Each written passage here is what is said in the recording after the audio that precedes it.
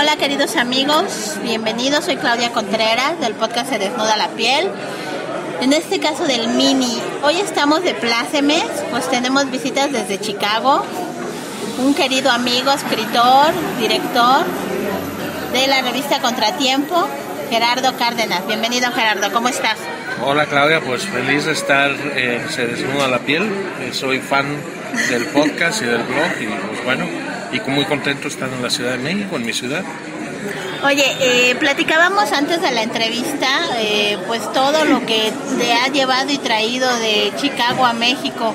Y yo me acuerdo que escuché una entrevista que te hicieron en una estación de radio, me parece, en la cual te preguntaban, ¿cómo llegaste hasta Chicago? Bueno, pues yo era periodista antes de ser escritor y conseguí trabajo como corresponsal de la agencia Notimex en 1988 con la idea de probar suerte como corresponsal en el extranjero. Y esa oportunidad surgió en el 89, me mandaron de corresponsal a Miami y a partir de ahí me empezaron a trasladar a varias ciudades. Estuve en Washington, luego en Bruselas, luego en Madrid y en el 98 caí en Chicago y ahí ya me quedé, ¿no? Ahí se fueron también dando las cosas. Ya después de llegar a Chicago, después de un par de años dejé Notimex y las cosas se fueron embonando y combinando para quedarme por allá. Okay. De hecho te casaste con una hermosa persona, mujer norteamericana. Sí. Bueno, norteamericana, hija de cubanos. Ana María Soto es mi mujer. Yo la conocí en Washington y éramos novios cuando me mandaron a Europa, así que estuvimos unos meses separados, pero luego ya regresé por ella, nos casamos y ya se fue conmigo a Bruselas y al resto del viaje. Okay. También tienes a tu mamá, a tu hija viviendo contigo. Sí. Puras mujeres, bendito entre las mujeres, señor. Bueno, pues es la historia de mi vida. Digo, yo me crié con mi mamá y con mi abuela porque mi padre murió cuando yo era bebé. Mi abuela también era viuda, entonces ellas me criaron y siempre he estado en mundos donde las mujeres son el centro. Yo me llevé a mi mamá cuando ya estábamos asentados en Chicago para que nos ayudaran a criar a nuestra hija Susana. Susana de hecho nació en España, pero llegó de brazos a Chicago y ahí ha crecido. ¿Cuál es tu primera novela? Porque yo tengo el gusto de haber leído la de Chicago. Y que tú escribiste y que me parece fantástica. Cuéntanos un poco sobre tu obra literaria. Bueno, yo tenía cuentos y poemas sueltos y que fueron desapareciendo con el tiempo y nunca me había planteado seriamente escribir y mucho menos publicar. Pero primero en España y después ya en Chicago me empecé a participar en talleres literarios y empecé a juntar material. En el 2011 saqué A veces llovía en Chicago, que es una coedición entre Ediciones Voces Sueltas de Chicago y Libros Magenta de México, y es un volumen de cuentos y es mi primer título publicado. Ahorita tengo un libro de poemas en vías de publicación, un segundo libro de cuentos en proceso y el germen de una novela que le falta mucho trabajo, pero que bueno, pues ya llevo 4 capítulos, pero le falta todavía no camina solita. Oye, tu labor en Chicago en la revista Contratiempo, ¿cómo nace la idea? Claro. Bueno, cuando yo llegué a Chicago, casi inmediatamente llegando, conocí a un montón de escritores y profesores latinoamericanos que vivían en Chicago por razones muy distintas. Había algunos que eran inmigrantes, otros que como yo estaban en Chicago por cuestiones de trabajo, había algunos que eran refugiados políticos. Y nos empezamos a juntar, empezamos a compartir el gusto por la lectura primero, después a reunirnos en talleres literarios hasta que de pronto surgió la posibilidad de publicar revistas. Y hubo varios experimentos previos que fracasaron hasta que en 2003 como que nos pusimos todas las pilas y supimos cómo hacer un proyecto que pudiera mantenerse a lo largo del tiempo. Que fue la revista Contratiempo, que ya este es su 10º año y ya rebasó el ejemplar número 100. Ya está a punto de salir mayo, que es el número 104. Felicidades, no es fácil. Y además ustedes han hecho una labor extraordinaria de difusión de las letras en español en un lugar donde lo común es el idioma inglés. ¿Cómo ha sido esto? Pues es una cosa muy interesante.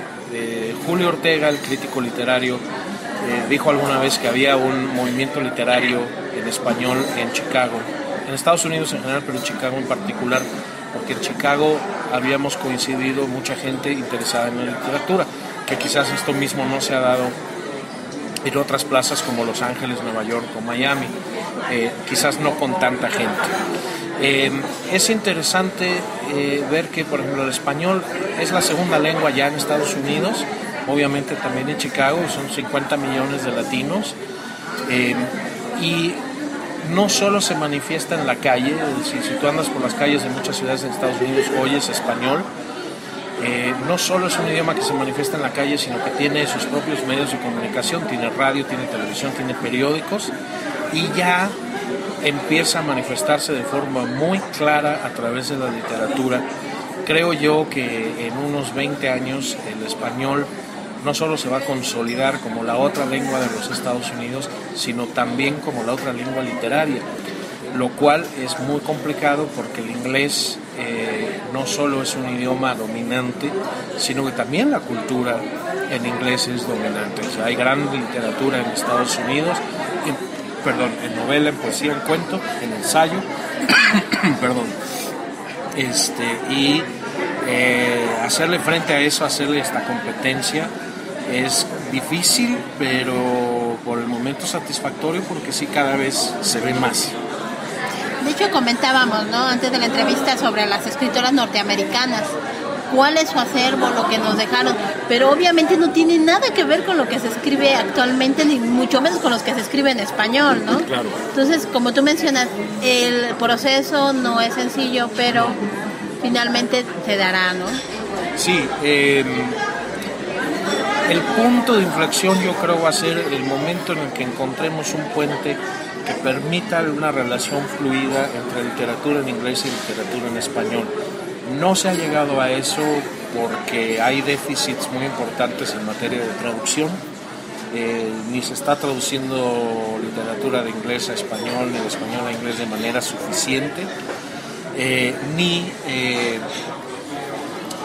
se ha dado el trabajo conjunto de instituciones literarias de ambas lenguas en proyectos comunes. Nosotros somos un poquito pioneros porque Poetry Foundation, que es la gran institución de la poesía en inglés en Estados Unidos, ya se ha dado cuenta del proyecto de Contratiempo, que incluye una parte de poesía muy fuerte, y estamos empezando a trabajar cosas de manera conjunta, sobre todo a través de nuestro Festival Anual de Poesía. Pero bueno, pues son pasitos, ¿no? Son pininos apenas, y Estados Unidos es tan grande que te pierdes un poquito en la inmensidad. Fuiste a Tijuana meses atrás. Sí. ¿Cuál fue tu experiencia? Cuéntame. Pues fue muy padre, a mí me encanta Tijuana, es el segundo año que voy y este año voy por tercera vez. Los 2 años previos he ido al Festival Literario del Noroeste, que se llama El Felino. Me han invitado a leer y a estar en mesas de crítica literaria, de periodismo literario, Este año voy a la Feria del Libro de Tijuana. Tijuana para mí es padrísimo, las fronteras son sensacionales, las fronteras ves una intensidad de vida muy particular que no tienen ciudades del interior. El ambiente en Tijuana es divertidísimo, la gente es muy alegre y la energía se me contagia a mí. Entonces Tijuana fue, digamos, como mi debut como poeta en México, porque yo había leído poesías mías en Chicago, pero pues bueno, al final de cuentas es un público que ya conoces. En Tijuana me pusieron a una mesa con otros poetas que yo tienen muchísimo más trayectoria que yo estaba un poquito intimidado, y el público no era público en general, sino eran escritores, lo que intimida también un poquito más, pero pues yo me aventé y leí. Y ya está, ¿no? Pues o sea que ya rompí eso, y por eso le tengo un cariño muy especial, porque Tijuana me abrió las puertas a muchas cosas y pues eso se te queda grabado. Y de los autores que se presentaron en esta ocasión, ¿qué opinas? ¿Qué opinas de su obra? ¿Qué opinas de lo que se está haciendo como letras, como poesía en Tijuana? Pues mira, en Tijuana hay un movimiento poético importante. Hay grupos que están haciendo, colectivos que están haciendo poesía. De hecho, el año pasado se publicó una antología poética, se llamaba Poemas para el Fin del Mundo. Yo participé con un poema, pero pues casi todos los autores son de Tijuana.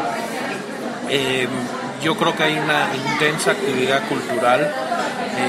Hay gente de Tijuana que ya ha destacado muchísimo, que son autores con mucha trayectoria, como Luis Humberto Crosway, como Cristina Rivera Garza, como Jorge Ortega, que ya realmente, pues digamos, son autores con mucha obra publicada, que han ganado premios y que pues ponen a Tijuana muy en el mapa de la literatura mexicana contemporánea. Y eso está muy bien porque, bueno, pues sobre todo quienes están en el Distrito Federal es tan grande y tan variado que siempre pues como que es la superpotencia y todo el mundo cree que todo lo que se hace en literatura tiene que ser el Distrito Federal. Pues no es verdad, hay mucho trabajo literario en otras partes, pero yo creo que Tijuana destaca muchísimo, que tiene cosas muy auténticas, voces de frontera y mucha calidad tanto en narrativa como en poesía. Acaba de pasar el Festival de Poesía de Abril en Chicago. ¿Cómo les fue? Nos fue muy bien. Yo creo que este fue el sexto. El Festival de Poesía empezó muy chiquito y ha ido creciendo. Este año fue sensacional, realmente sensacional. Tuvimos como poetas homenajeados a la mexicana Coral Bracho y al español Juan Carlos Mestre.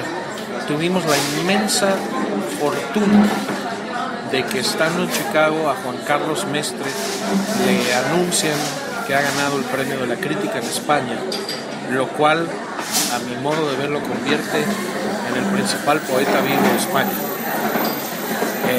Hay otros, pero ya cuando te dan el premio de la crítica, para mí es señal de que en algún momento a Mestre van a dar el premio Cervantes, ¿no? Es como un antecedente para... Casi todos los que han ganado el premio de la crítica después terminan ganando el premio Cervantes. Juan Carlos Mestre es de ese nivel, es un poeta realmente extraordinario y tuvimos la buena fortuna de tenerlo a él y a Coral Bracho, que es una gran poeta, y además otros poetas de México, de Colombia, de Venezuela, de Puerto Rico, de la República Dominicana, de Cuba, del Uruguay, del Perú, creo que ya no me falta ningún otro país, y los poetas locales, los poetas latinoamericanos de Chicago. Fue un encuentro muy padre, con muy buena vibra, con muy buena poesía. Entonces, pues a los organizadores nos da mucho gusto y nos da mucha energía también para ponernos a pensar ya en el séptimo festival. Algo que a mí me parece muy relevante también es el que la revista Contratiempo esté disponible en PDF, correspondiendo a los tiempos que se viven, ¿no? Que finalmente la inmediatez, la prontitud de poder leer algo, ¿no? Claro. Es una cosa nueva para nosotros, es decir, finalmente le estamos entrando a los tiempos, manejando a través de Issue, que es una plataforma de PDFs, a través de Twitter, a través de Facebook. Estamos todavía un poquito cojitos en la página web, pero nos ha caído un apoyo institucional importante este año y con eso vamos a relanzar la página web para que esté más a tono con lo que es el mundo internet en este momento y que tenga conectividad con todas las otras plataformas donde estamos. Fabuloso. Déjame revisar nada más cómo vamos de grabación. También te quería preguntar, presúmenos tu página web, que siempre tiene artículos muy interesantes y que publicas semanalmente. A ver, cuéntanos. Bueno, a mí se me ocurrió hace como 3 años hacer un blog. Y tampoco le pensé mucho. Se llama En la ciudad de los vientos, Chicago es la ciudad de los vientos. O sea, no le eché mucho coco al título y no sabía bien a bien qué rayos iba a ser un blog. Según yo iba a poner comentarios políticos y temas sociales y económicos. Yo creo que todavía lo pensaba yo desde mis orígenes como periodista, ¿no? Como que pues no tenía yo un espacio de columna en ningún lado, y bueno, pues aquí esta es mi columna. Y empecé. Yo creo que lo bueno fue que no perdí la disciplina de escribir semanalmente o casi semanalmente. Hay veces que dejo pasar una semana porque no se me ocurre nada. ¿Qué es el formato que se maneja en los periódicos, en las columnas normalmente? Sí, normalmente es una vez a la semana. Hay veces que he alimentado el blog más de una vez por semana, pero también requiere de mucho tiempo y hay veces que no se me ocurre nada. Yo te veo muy activo en Facebook, por ejemplo. Bueno, el Facebook lo uso como plataforma de rebote para el blog. Creo que soy más activo en Twitter que en Facebook. Empecé siendo muy activo en Facebook, pero no le entraba a Twitter. ¿Republicas en Twitter y de ahí se va a Facebook? ¿O? Republico en Twitter. El blog se va automáticamente a Twitter, a Facebook y a Tumblr y a Google Plus. Todos los lugares donde quepan. Todas las redes sociales, perfecto. Sí, exacto, y creo que también a Stumble Upon It, todo, pues ahí le voy picando los botones y donde caiga, cae, pero creo que donde se lee más es en la propia plataforma que es WordPress y en Twitter y en Facebook, porque en Facebook inclusive, además de mi cuenta personal de Facebook, creé una cuenta para el blog, y entonces que también se llama La Ciudad de los Vientos, entonces ahí lo pongo. Y pues mira, yo creo que es un ejercicio que me ha dado la disciplina de escribir semana con semana sobre algún tema, y ya no nomás son temas de política, sino que cada vez le meto más a cuestiones de literatura. Empiezo a subir también poesía, y hay veces que se me ocurre una tontería chistosa y la pongo ahí, algo más de como de sarcasmo, en el Facebook, o de humor negro. No, en el blog. En el blog. Okay. De sarcasmo, de humor negro, y lo pongo en el blog. Inclusive últimamente he subido 2 cuentos que nunca se me hubiera ocurrido hacer, pero tenía 2 cuentos no muy largos y los subí ahí un poco para ver si pegan, y tuve buena respuesta. Para ver la reacción. Productor, ¿cómo está? Me da un gusto enorme que nos acompañe. Usted, como siempre, tan silencioso, tan pensativo, pero qué placer tenerlo aquí. Regálenos algún comentario. Quiere preguntarle algo a Gerardo. Aprovéchelo, porque viene de Chicago. Gerardo, pues bienvenido. Muchísimas gracias por cedernos un poco de tu espacio y tu tiempo para este blog y para el podcast. Yo siempre te había querido preguntar, ¿qué es la parte más luminosa de tu escritura? Lo que siempre todos los escritores tienen algún texto, algún poema que siempre lo recuerdan, que quisieran que fuera su insignia. En tu caso, ¿cuál es? Ok, pues mira, a mí me movió mucho escribir un poema que se llama En el País del Silencio, que de hecho es el título provisional del poemario que está por publicarse. Surgió a raíz de la desgracia de una matanza que hubo en México. Me parece que fue a raíz de la matanza de inmigrantes que hubo creo que fue en Nuevo León o en Tamaulipas, que encontraron cuerpos de inmigrantes. 77 cuerpos. 77 cuerpos. ¿Cuántos cuerpos? 77. Entonces eso me llegó mucho, porque siempre estaba muy conectado al tema migrante, y escribí un poema en el que más que nada hablo del silencio, no de los muertos sino de los vivos, de los que no dicen nada, de los que no hacen nada. Me movió mucho también la matanza que hubo en el cine en Colorado, cuando transmitían cuando era la película de Batman, la ¿no? premier de Batman. Entonces tengo otro poema que se llama Batman llora en Colorado. Y también tuve un momento así de epifanía personal muy fuerte cuando a mi madre le encontraron una arritmia cardíaca y la acompañé a una, creo que es tomografía, ¿no? Que no es del tórax, con monitoreo, y podía ver su corazón en la pantalla, y eso me sacó completamente de onda, me sacudió. Hice un poema que se llama Sursum Corda, que quiere decir elevamos los corazones, y donde yo hablaba sobre la sangre de mi madre, que es mi sangre, ¿no? Y el corazón de mi madre que latió junto con mi corazón cuando yo estaba en el vientre. Eso pues son los que más me gustan a mí. Qué hermosa imagen, realmente poderosa esa imagen. Pues te digo, son los que a mí más me gustan. Yo soy mi peor crítico. Yo tenía la mala costumbre de escribir cosas y romperlas inmediatamente porque en vez de corregirlas las rompía, no me gustaban. Mucha gente me dijo no hagas eso, entonces ahora trato de corregir, pero una vez corregido y terminado trato de alejarme lo más posible, de no releerlos, ni cuentos, ni poemas, ni el proyecto de novela, no releer demasiado porque se despierta el demonio y digo, esto está mal, vamos a tirarlo, lo dejo en paz. Pero pues esos poemas sí me siguen gustando, ¿no? Hay otros que he leído que después digo, ¿para qué leí esa basura? Madre santa, qué fuerte. Le querías preguntar algo más, ¿no? Sobre qué se sentía más cómodo, si con la poesía o con... Claro. ¿Para ti qué es más cómodo en este momento? ¿Escribir poesía o narración? Yo creo que ahorita poesía. Yo creo que ahorita estoy como más enfrascado en la poesía. Y quizás porque estoy esperando que se publique el poemario o que no se publique el poemario para buscar alternativas. Me pasó una cosa curiosa, el primer volumen de cuentos en general son cuentos muy largos. Hay quien me ha dicho que 2 de los cuentos más largos son novelas en realidad. Yo tengo mis dudas. Pero bueno, terminé el primer libro de cuentos, entonces me puse a trabajar muy en serio en poesía. Y cuando terminé el primer poemario dije, bueno, vamos a descansar un poquito, vamos a ver si puedo sacar un segundo libro de cuentos, porque tenía cuentos que se me habían quedado colgados.